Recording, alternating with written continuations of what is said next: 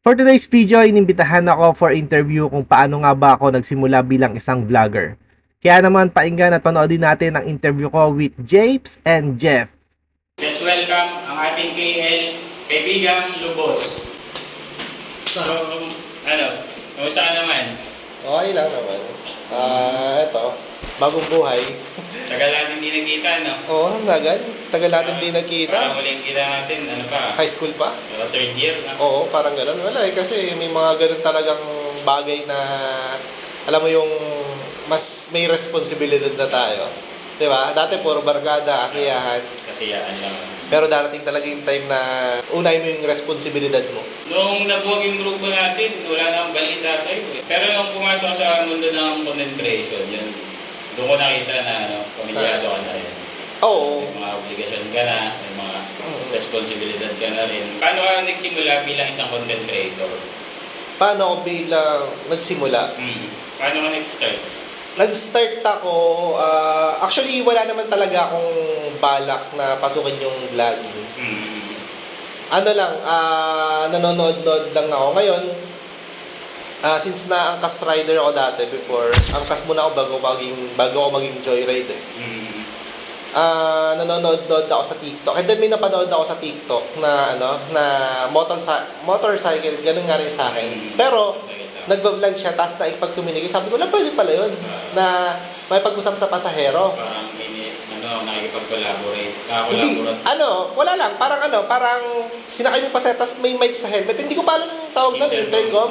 Hindi ko pa alam, wala pa akong alam. Sabi ko, paano sila nakapag-usap? Ba't may mic, ganyan. So, nag-search ako sa YouTube. Sabi ko, ganito pala yan, ganyan. Time na may pinapanood ako, kay Marcos T sa Only TV. Yung content niya, yung kausap siya ng babae. Magbabato siya ng mga pick-up lines. Oo, pick-up lines, tapos papakiligin niya yung gano'n. Sabi ko, since na pinapanood ko to, tapos tontuwa ako, sabi ko, gusto ko, ganito yung magiging content ko. Tapos, i-apply ko sa pagiging joyride. Yung napanood ko nga. Kasi yung napanood ko dati, parang sinakay lang pa sila, tapos nag-usap-usap lang sila. Ganun lang yung Sa mga buhay-buhay. Oo, sa buhay, ganyan-ganyan. Sa akin, gusto ko, ang magiging i-apply ko. So, bali, yung napanood ko nun, tapos yung content ni Marcos T, ayun yung gagawin ko pag papakilig ako ng babae, na babanata ako ng mga pick-up lines, doon ko i-apply. Kaya yun, doon nagsimula yun. Sabi ko, okay, pwede pala to. Ngayon, wala akong gamit. Siyempre, kailangan ng gamit. GoPro. Oo. Hindi naman biro yung, kailangan mo talaga mag-invest. Once na pumasok ka sa pag-vlog, or pinasok mo yun, yung vlogging, kailangan mo talaga mag-invest. Hindi pa pwedeng, Pero kung anong meron ka lang, ayun lang muna. Ngayon, ang ginawa ko nun, naghanap ako ng budget meal. Ng GoPro. Kasi, kailangan, pag may GoPro ka, kailangan may mic ka rin. Kasi para mas okay yung quality. Kasi pag GoPro lang, tapos yung voice, yung sa lang, higop lang ng audio. Pinaka-mic lang ng device. Ang pangit ng quality, ng ganyan. Kaya sabi ko, hanap ako ng budget meal, baka merong budget meal. Yung mga wind noise, no? Oo. Ngayon, humanap ako ng budget meal, set na. May nagbebenta. May nagbebenta na pang motovlogging nga, ganyan. So, kinuha ko. Parang around 10 to 11K ata. May mic adapter na, may mic. Kaabit na lang talaga, sasalpak na lang talaga sa helmet.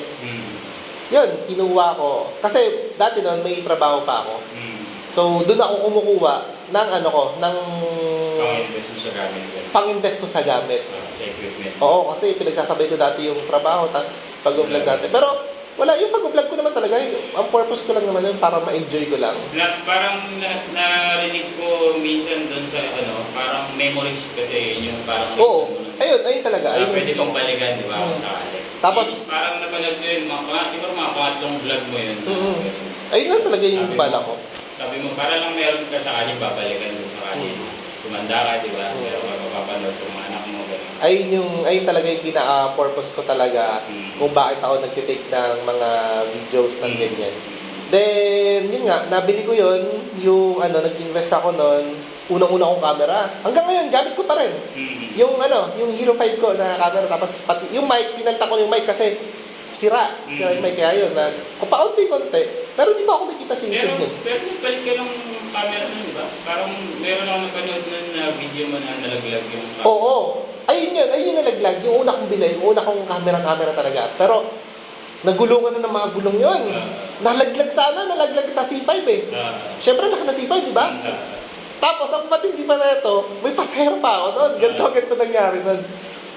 Ganito nangyari nun. Eh di, yung camera ko, ina-open ko lang kasi yan pag may i-content akong babae, ganyan. Kasi nga, yung content ko, puro babae lang eh. Puro babae lang. Eh di, i-open ko lang yan. Eh, may sumakay na ganyan. Eh di, nakapatay lang. Eh di, syempre, yung camera ko nandiyan. Umalog. Naputol yung, yung pinaka-ano ng Bakit niya yung pinaka-ano? Oo. Nalagdag sa C5 po. May ano ko doon, may pasahero ako. Sabi ko, lumagpas ako siguro ilang kilometer na yon. Sabi ko, hindi ko pwedeng yan to. Hindi ko pwedeng iwan to. Yung ibabayad na sa akin ng pasahero is 100 plus. Yung pasahero, yung fare lang niya sa akin. Tapos yung GoPro ko, lahat naiwan sa kalsada. Sabi ko, hindi ko pwede. Sabi ko, ma'am, wait lang. Tinabi ko talaga.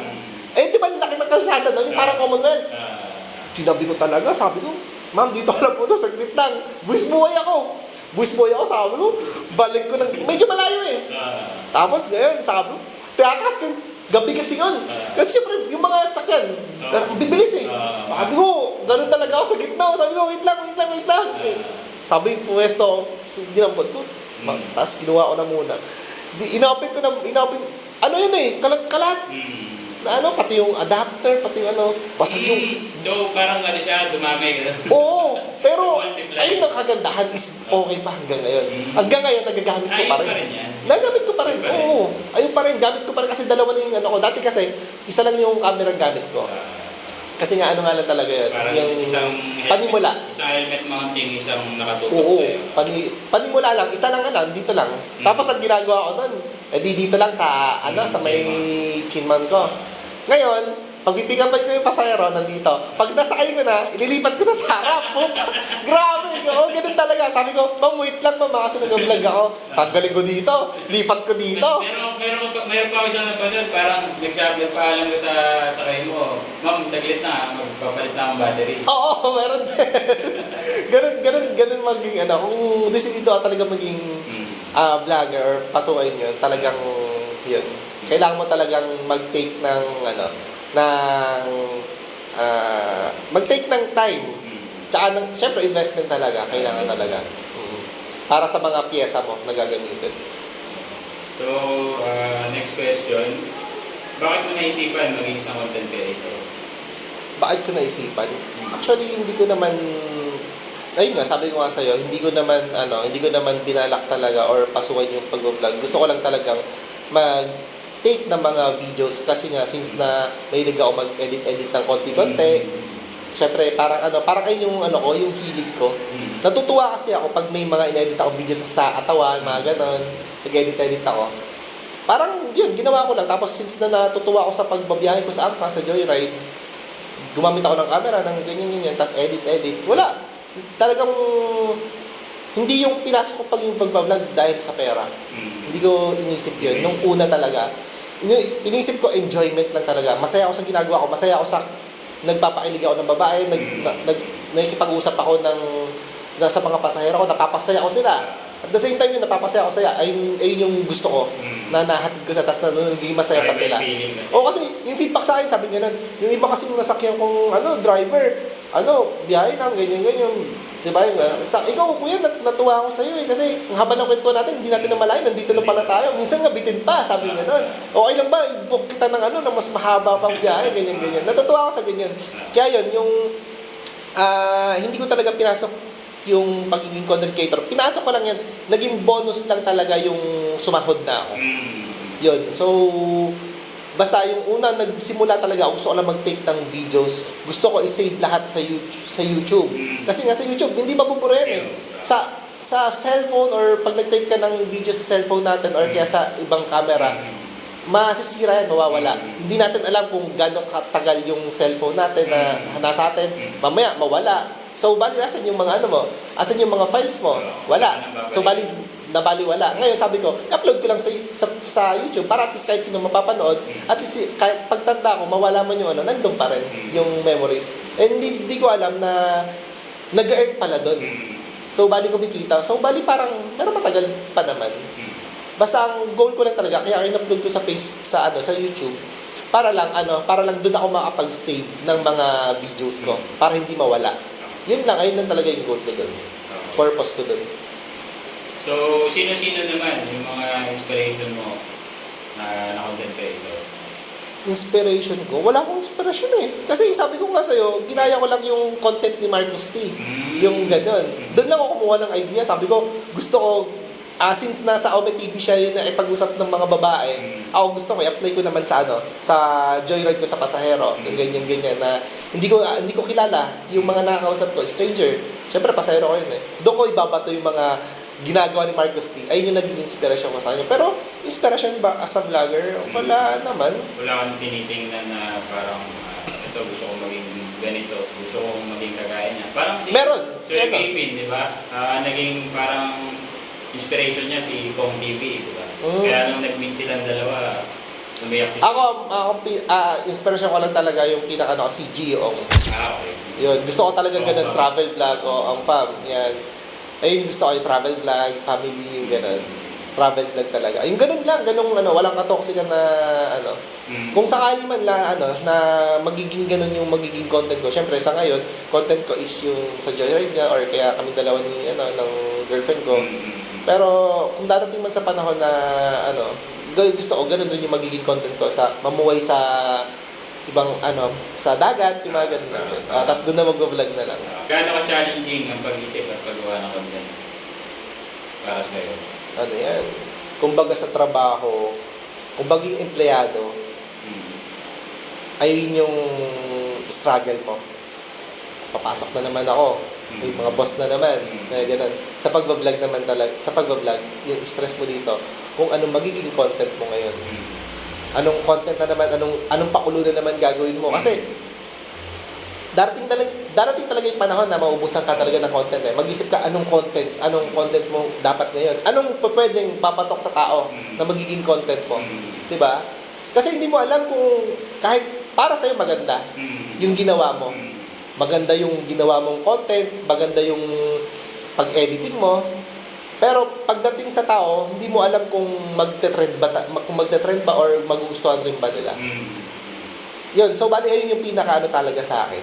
Pinaka-struggle talaga sa akin bilang mag-isip ng content kung anong pwede kong ibato sa tao, sa audience ko. Kaya lately, yung mga, puro mga challenge na. Oo, kasi maano ka na doon. Paper challenge na. Oo, yung mga ganyan. Kung ano yung trend, kailangan makisabay ka doon, di ba? Kaya ang ginagawa namin minsan, nanonood ako, tapos kung anong pwedeng magawa rin namin na magaya, yun, ginagawa namin ng version namin. Yun, mga ganun. So ngayon naman, mataas na yung reach ng mga posts mo. Siyempre, hindi rin natin maiwasan, may mga hate comments, bashers. Paano mo ina-handle yun? Darating talaga sa point na magkakaroon ka talaga ng bashers once na pinasok mo yung bilang content creator. Sabi nga nila, may nabasa ako sa post. Sabi nga malalaman mo talaga pag umaangat na yung tao, pag may humihila na sa'yo pababa. Diba? Which is, may mga bashers na ganyan. Pero habang wala pang humila sa'yo pababa, ibig sabihin na hindi ka pa umaangat. Diba? Yun, sabi ko, nakaka-proud kasi sabi ko, hindi naman sa nakaka-proud. Nakaka-proud dahil ba't dumating sa point na yung nabasa ko yung post na yun, ibig sabihin umangat na pala ako. Pero para sa akin, hindi Siguro yung followers ko or mga ko, na, yun nga, nabago yung ko. Kasi nga, pag pumunta kami sa ibang lugar, may nakakilala sa amin, may nagpapapicture. Yun, so bali nakaka-proud. Sabi ko, dati hindi naman ako ganito, gumagala ko dati, ganyan. Tapos ngayon, pag pupunta kami sa ibang Punta ka ng mall na Oo, sa ibang lugar, nakikilala kami. Sabi ko, proud naman. Tapos, syempre, yun nga, social media, daming toxic, daming bashers. Kaya, paano mo ma-handle yun? Ako, hindi ko pinapansin. Kasi, pag inano mo yung pag inano mo tong mga bashers mo, dinamdam mo yung mga sinasabi nila. Sobrang sakit ng mga sinasabi. Over the belt. Diba? Foul na. Sabi ko, hindi naman totoo. Wala naman silang alam sa buhay ko eh. Hindi ko naman sila kasama sa buhay ko eh. So, mag-talk kayo na mag-talk dyan, hindi ko ipapansinin. Diba? Bahala sila dyan. Kasi, Unang-una, wala naman kayong pag sa buhay ko. Hindi ko naman kayo kasama sa buhay ko. Diba? Anong madudulot niyo sa akin? Okay na, mag-bash kayo na mag-bash para tumakas engagement ko. Totoo. Kasi once na walang comment yan, walang reaction, babaksak yung ano mo. Mas maganda may nag-iingay sa comment section. Kaya kailangan, ang technique lang dyan is, huwag mo papansin yung bashers mo. Diba? Kasi pag pinatulan mo yan, tapos madamdamin ka, talo ka. Sabi mo, ayoko na nga, alis na ako sa pagiging, hindi na ako mag-vlog o hindi na para naman yung buhay ko, tahimik na lang ako. Talo ka. So, sa ngayon naman, ano naman yung mga masasabi mo na naging highest achievements mo bilang sa content creator? Highest achievements? So, ano yung mga Pero sa totoo lang, na-achieve mo na dahil sa pagiging content creator? kahit pa paano may nabago naman yung takbo ng buhay ko. Pero hindi ko masasabi na nabago na talaga yung buhay ko. Kasi ganito pa rin ako eh. Ano pa rin ako eh, kumakain pa rin ako ng mga sardinas eh. ng mga tuyo eh. Yung, alam mo yung kung siguro may nadagdag lang. Kunwari, nabibili ko na yung ganito na hindi ko nabibili dati. Di ba ganun? Pero hindi naman lahat. Pero na-achieve, Pero, hindi pa eh. Wala pa akong na-achieve para sa sarili ko ah. siguro pumasok lang tong question na to kasi meron kang content na parang tinreat mo ng grocery sila mother mo. Oo, yun. Isa yung goal talaga namin na, syempre sabi ko, balang araw, makatulong ako sa pamilya ko. Gusto kong balikan yung makatulong sa pamilya, which is dumating nga yun. Kasi, kumita na ako sa YouTube nun eh. Kumita ako sa YouTube, so bali, nabigyan namin ng pera yung mama at papa ko.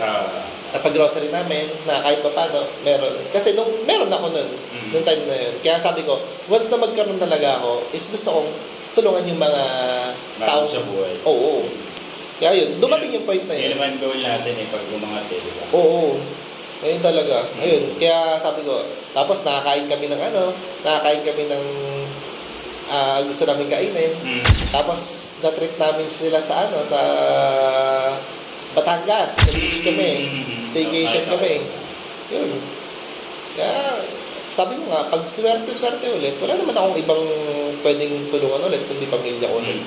Sabi ko, pag may nag-trending ulit na video na binelas ulit, why not, diba? Kasi hindi naman ako actually hindi naman talaga ako madamot eh. Kung meron ako. Pero kung wala kasi ako, anong mabibigay ko mabibigay ko? Diba? Kaya sabi ko, muna, konting pasensya mo na kasi wala rin ako. Siyempre may responsibilidad din ako. May anak ako, may pinapaaral ako. Oo, tapos siyempre yung other expenses ko, may mga sarili akong bills na babayaran. Sabi ko, sakto lang talaga. Pag may sobra naman ako, katulad ng before, na may nag-trending ang video na kumita ako ng pera dun eh. Hindi ko naman kagad, unang-una talaga, pag kalapag ng pera, sila agad yung nasa listahan ko na bibigyan. Nakaayos yun.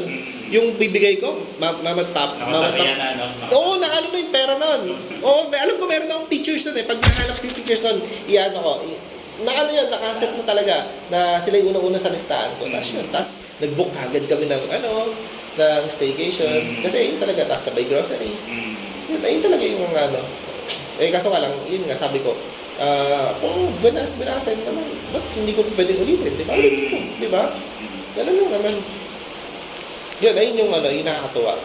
Yung makatulog talaga, mabalikan natin. Ano naman ang mga future plans mo as content creator? Kung sakali ba, mag-add ka ba ng team sa grupo?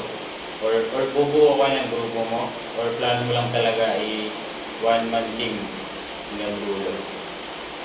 Ang plano ko, mas maganda kung may team yung may editor na ako, mag-edit. Pero syempre, hindi ko pa kaya na magbayad ng editor kasi hindi pa naman ganoon kalaki yung kinikita ko.